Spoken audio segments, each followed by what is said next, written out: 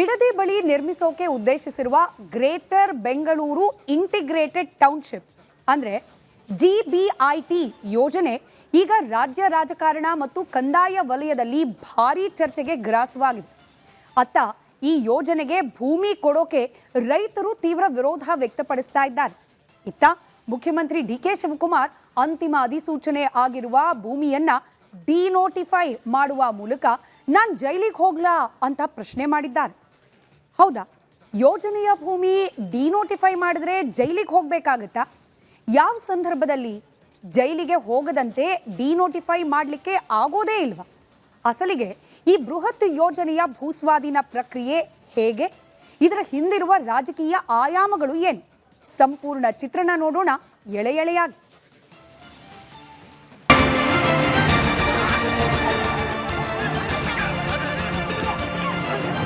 ಈಗ ರೈತರು ತಮ್ಮ ಭೂಮಿಯನ್ನ ಕೊಡೋದೇ ಇಲ್ಲ ಅಂದ್ರು, ಜಪ್ಪಯ್ಯ ಅಂದ್ರು ನಾವು ಭೂಮಿ ಬಿಡಲ್ಲ ಅಂತ ನಿಂತರು. ಏನ್ ಮಾಡ್ಬೇಕು ಅವಾಗ? ಪರಿಹಾರನೂ ಬೇಡ ಅಂತಾರೆ, ಚೆಕ್ ಕೊಟ್ಟರು ತಗೊಳ್ಳಲ್ಲ ಅಂತಾರೆ. ದಾರಿ ಏನು? ಆಗ ಸರ್ಕಾರದ ಮುಂದೆ ಒಂದು ದಾರಿ ಇದೆ. ಏನಪ್ಪ ಅಂದರೆ, ಅವರಿಗೆ ಕೊಡಬೇಕಾದಂಥ ಪರಿಹಾರದ ಮೊತ್ತವನ್ನು ಠೇವಣಿಯಾಗಿ ನ್ಯಾಯಾಲಯದಲ್ಲಿ ಇಡ್ಬೋದು. ಹಾಗೆ ಇಟ್ಟು ಅವರ ಭೂಮಿಯನ್ನು ಸ್ವಾಧೀನಕ್ಕೆ ತೆಗೆದುಕೊಳ್ಳಿಕ್ಕೆ ಕಾನೂನಿನ ಪ್ರಕಾರವೇ ಸರ್ಕಾರಕ್ಕೆ ಅಧಿಕಾರ ಇದೆ ಅನ್ನುವಂಥದ್ದು. ಗ್ರೇಟರ್ ಬೆಂಗಳೂರು ಇಂಟಿಗ್ರೇಟೆಡ್ ಟೌನ್ಶಿಪ್ ಯೋಜನೆ ಸದ್ಯ ರಾಜ್ಯದಲ್ಲಿ ಚರ್ಚೆಯ ಕೇಂದ್ರವಿದೆ. ಒಂದ್ ಕಡೆ ಮುಖ್ಯಮಂತ್ರಿ DK ಶಿವಕುಮಾರ್, ಮತ್ತೊಂದು ಕಡೆ ಕೇಂದ್ರ ಸಚಿವ ಕುಮಾರಸ್ವಾಮಿ. ರಾಜಕೀಯ ಮದಗಜಗಳ ಕಾಳಗಕ್ಕೀಗ ಮತ್ತೊಂದು ನೆಪವಾಗಿದೆ GBIT ಯೋಜನೆ. ಅದರಲ್ಲೂ ಭೂಮಿ ಬಿಡಲೊಪ್ಪದ ರೈತರ ಹೋರಾಟಕ್ಕೆ ಪ್ರತಿಯಾಗಿ ಮುಖ್ಯಮಂತ್ರಿ DK ಶಿವಕುಮಾರ್ ಅವರು ಯೋಜನೆಯ ಭೂಮಿಯನ್ನ ಡಿನೋಟಿಫೈ ಮಾಡುವ ಮೂಲಕ ನಾನು ಜೈಲಿಗೆ ಹೋಗ್ಲಾ ಅಂತ ಕೇಳಿದ್ದು ಹಲವು ಪ್ರಶ್ನೆಗಳನ್ನ ಹುಟ್ಟು ಹಾಕಿದೆ. ಹಾಗಾದ್ರೆ ಯೋಜನೆಗೆ ಅಂತ ಸ್ವಾಧೀನಪಡಿಸಿಕೊಂಡ ಭೂಮಿ ಡಿನೋಟಿಫೈ ಮಾಡಿದ್ರೆ ಜೈಲಿಗೆ ಹೋಗ್ಬೇಕಾಗತ್ತಾ? ಸಕಾರಣವಾಗಿ ಭೂ ಸ್ವಾಧೀನದಿಂದ ಭೂಮಿ ಕೈಬಿಟ್ರೆ ಜೈಲಿಗೆ ಯಾಕೆ ಹೋಗ್ತಾರೆ? ಅಸಲಿಗೆ ಏನ್ ಹೇಳುತ್ತೆ ಕಾನೂನು? ಸ್ವಾಧೀನ ಪ್ರಕ್ರಿಯೆ ಹೇಗೆ? ನಂತರ ಭೂ ಸ್ವಾಧೀನದಿಂದ ಕೈಬಿಡುವ ಪ್ರಕ್ರಿಯೆ ಹೇಗೆ? ಅದರಲ್ಲೂ ಈಗ ಈ ಯೋಜನೆಯ ಸುತ್ತ ಏನೇನಾಗ್ತಾ ಇದೆ ಅಂದ್ರೆ, ಭೂ ಸ್ವಾಧೀನ ಪ್ರಕ್ರಿಯೆ ಅಂತಿಮ ಹಂತಕ್ಕೆ ಸರ್ಕಾರ ಬಂದಿದೆ. ಇದೇ ಹೊತ್ತಲ್ಲಿ ಸ್ವಾಧೀನ ಪ್ರಕ್ರಿಯೆ ಚರ್ಚೆ ಕಾವು ಪಡೆದಿದೆ. ಬಿಡದಿ ಟೌನ್ಶಿಪ್ಗೆ ಅಗತ್ಯ ಭೂ ಸ್ವಾಧೀನಕ್ಕೆ ಸರ್ಕಾರ ಅಂತಿಮ ಹಂತದ ಪ್ರಕ್ರಿಯೆ ಆರಂಭಿಸಿದೆ. ಇದರ ಭಾಗವಾಗಿ ಈಗ ರೈತರ ವಿರೋಧದ ಮಧ್ಯೆ ನೋಟಿಸ್ ನೀಡುವುದಕ್ಕೆ ಅಧಿಕಾರಿಗಳು ಮುಂದಾಗಿರುವ ವಿಚಾರ ಚರ್ಚೆಯ ಕೇಂದ್ರ ಬಿಂದುವಾಗಿದೆ. ಈಗಾಗಲೇ ಅಂತಿಮ ಅಧಿಸೂಚನೆಯಾಗಿರುವ ಬಿನ್ನಿಗಿರಿ, ಹೊಸೂರು, ಅರಳಾಳು ಸಂದ್ರ ಹಾಗೂ KG ಗೊಲ್ಲರಪಾಳ್ಯ ಗ್ರಾಮದ ರೈತರಿಗೆ ನೋಟಿಸ್ ನೀಡುವುದಕ್ಕೆ ಸಿದ್ಧತೆ ನಡೆದಿದೆ. ಈ ನೋಟಿಸ್ ಮೂಲಕ ಅಧಿಕಾರಿಗಳು ರೈತರ ತಮ್ಮ ಜಾಗವನ್ನ ನೀಡಿ ಸೂಕ್ತ ಪರಿಹಾರ ಪಡೆಯುವಂತೆ ಕೋರುತ್ತಿದ್ದಾರೆ.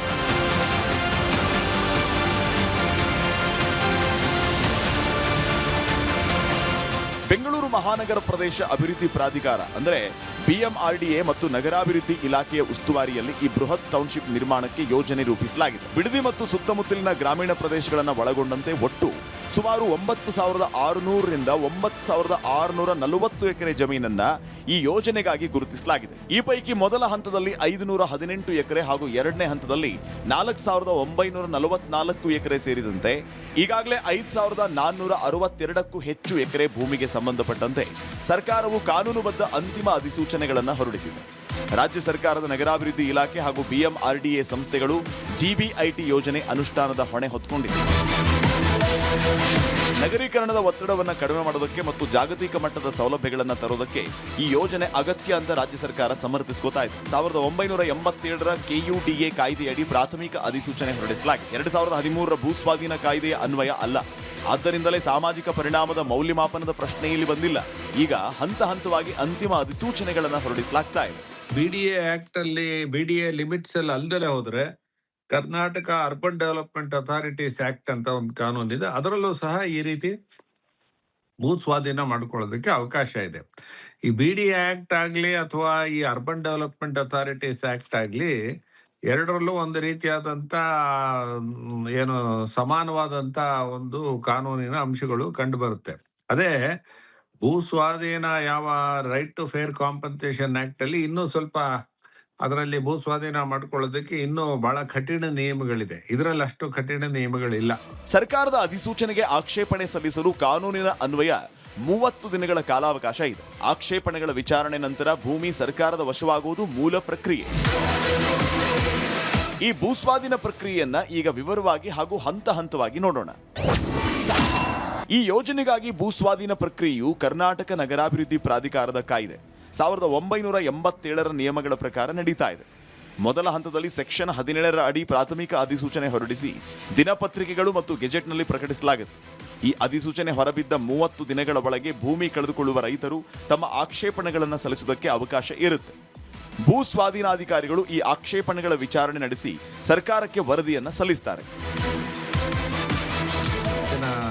ಒಂದು ಅಧಿಕಾರಿಗಳಿಗೆ ಮತ್ತೆ ಸರ್ಕಾರಕ್ಕೆ ಆ ವರದಿ ಆಧಾರದ ಮೇಲೆ ಅವರು ಪರಿಶೀಲನೆ ಮಾಡಿ ಇದು ನಿಜವಾಗಿ ಅವಶ್ಯಕತೆ ಇದೆಯೋ ಇಲ್ವೋ ಅನ್ನೋ ಒಂದು ತೀರ್ಮಾನವನ್ನ ತೆಗೆದುಕೋತಾರೆ. ಅದು ಸರ್ಕಾರದಲ್ಲೂ ಸಹ ಅದನ್ನ ಅಪ್ರೂವ್ ಆಗಬೇಕು. ಅಪ್ರೂವ್ ಆದ್ರೆ ಈ ಫೈನಲ್ ನೋಟಿಫಿಕೇಶನ್ ಆಗೋದ್ರೆ ಭೂ ಸ್ವಾಧೀನ ಆಗಿದೆ ಅಂತ ಹೇಳಿ ನಾವು ಭಾವಿಸ್ಬೋದು. ಅದಾದ ನಂತರ ಒಂದು ಸಾರಿ ಆ ಫೈನಲ್ ನೋಟಿಫಿಕೇಶನ್ ಅಥವಾ ಅಂತಿಮ ಅಧಿಸೂಚನೆ ಆದ ನಂತರ ಅದರಲ್ಲಿ ಪರಿಹಾರದ ನಿಗದಿ ಮಾಡ್ತಾರೆ. ಪರಿಹಾರ ನಿಗದಿ ಆದಮೇಲೆ ಅದನ್ನ ಸ್ವಾಧೀನ ಪಡಿಸ್ಕೊಳ್ಳೋದನ್ನ ಮಾಡ್ತಾರೆ.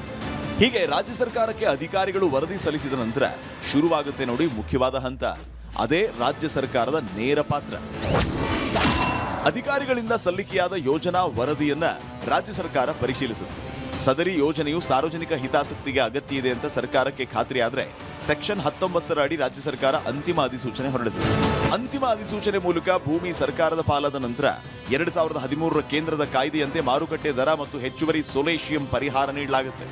ಪರಿಹಾರಧನದ ವಿಚಾರಕ್ಕೆ ಬಂದರೆ ಕೇಂದ್ರ ಸರ್ಕಾರದ 2013ರ ನ್ಯಾಯಯುತ ಪರಿಹಾರ ಮತ್ತು ಪಾರದರ್ಶಕ ಭೂಸ್ವಾಧೀನ ಕಾಯ್ದೆಯಡಿ ರೈತರಿಗೆ ಹಣಕಾಸಿನ ಪರಿಹಾರ ಅಥವಾ ಅಭಿವೃದ್ಧಿಪಡಿಸಿದ ಜಮೀನಿನ ಪಾಲು ಅಂದ್ರೆ ಲ್ಯಾಂಡ್ ಫಾರ್ ಲ್ಯಾಂಡ್ ಮಾದರಿಯನ್ನ ನಿಗದಿಪಡಿಸಲಾಗುತ್ತೆ. ಜಂಟಿ ಸಮೀಕ್ಷೆ ನಂತರ ಮಾರುಕಟ್ಟೆ ದರದ ಜೊತೆಗೆ 100% ಸೊಲೇಶಿಯಂ ಮೊತ್ತವನ್ನ ಸೇರಿಸಿ ಅವಾರ್ಡ್ ಪ್ರಕಟಿಸಲಾಗುತ್ತೆ. ಇದು ಬಲವಂತವಾಗಿ ಸ್ವಾಧೀನ ಮಾಡಿಕೊಳ್ಳೋದು, ಯಾರದ್ದು ಒಪ್ಪಿಗೆ ಬೇಕಿಲ್ಲ.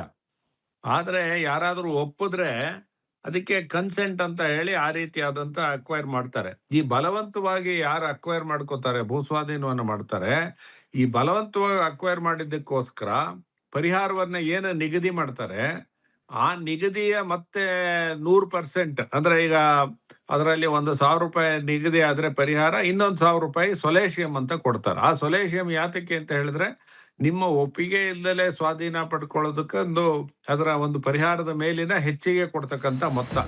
ರೈತರು ಅಥವಾ ಆಸ್ತಿ ಮಾಲೀಕರು ತಮ್ಮ ಇಷ್ಟ ಇಲ್ಲದೆ ಇದ್ರೂ ಸಾರ್ವಜನಿಕ ಉದ್ದೇಶಕ್ಕಾಗಿ ಕಡ್ಡಾಯವಾಗಿ ಭೂಮಿಯನ್ನು ಸರ್ಕಾರಕ್ಕೆ ಬಿಟ್ಕೊಡ್ಬೇಕಾಗುತ್ತೆ. ಈ ರೀತಿ ಕಡ್ಡಾಯವಾಗಿ ಭೂಮಿ ವಶಪಡಿಸಿಕೊಳ್ಳುವುದರಿಂದ ಅವರಿಗೆ ಆಗುವ ಆರ್ಥಿಕ, ಸಾಮಾಜಿಕ ಮತ್ತು ಮಾನಸಿಕ ನಷ್ಟಕ್ಕೆ ಸಾಂತ್ವನವಾಗಿ ಈ ಮೊತ್ತವನ್ನ ನೀಡಲಾಗುತ್ತೆ.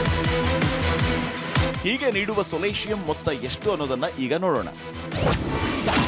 LARA ಆಕ್ಟ್ 2013 ಅಂದ್ರೆ ಕೇಂದ್ರ ಸರ್ಕಾರದ ಭೂಸ್ವಾಧೀನ, ಪುನರ್ವಸತಿ ಮತ್ತು ಪುನರ್ವಸತಿಯಲ್ಲಿ ನ್ಯಾಯಯುತ ಪರಿಹಾರ ಮತ್ತು ಪಾರದರ್ಶಕತೆಯ ಹಕ್ಕು ಕಾಯ್ದೆ 2013ರ ಪ್ರಕಾರ ಭೂಮಿಯ ಮೌಲ್ಯ ಮತ್ತು ಆಸ್ತಿಯ ಒಟ್ಟು ಮೌಲ್ಯವನ್ನ ಲೆಕ್ಕ ಹಾಕಿದ ನಂತರ ಆ ಒಟ್ಟು ಮೊತ್ತಕ್ಕೆ 100% ಸೊಲೇಶಿಯಂ ಸೇರಿಸಲಾಗುತ್ತೆ. ಇವಿಷ್ಟು ಭೂಸ್ವಾಧೀನದ ಕ್ರಮ ಹಾಗೂ ಅದಕ್ಕೆ ಪರಿಹಾರ ನೀಡುವ ಪ್ರಕ್ರಿಯೆಯ ವಿವರಗಳು. ಇನ್ನು ಹೀಗೆ ಭೂಸ್ವಾಧೀನ ಮಾಡಿಕೊಂಡ ಭೂಮಿಯನ್ನ ಡಿನೋಟಿಫೈ ಮಾಡೋದಕ್ಕೆ ಸಾಧ್ಯವೇ? ಡಿನೋಟಿಫೈ ಯಾವ ಸಂದರ್ಭಗಳಲ್ಲಿ ಮಾಡಬಹುದು? ಅಥವಾ ಡಿನೋಟಿಫೈ ಮಾಡಿದ್ರೆ ಇತ್ತೀಚೆಗೆ ಮುಖ್ಯಮಂತ್ರಿಗಳು ಹೇಳಿದಂತೆ ಜೈಲಿಗೆ ಹೋಗ್ಬೇಕಾಗತ್ತಾ? ಏನ್ ಹೇಳುತ್ತೆ ಕಾನೂನು? ಈ ಎಲ್ಲ ವಿವರಗಳು ಎಳೆ ರಾಜಕೀಯದ ಮುಂದಿನ ಎಳೆ.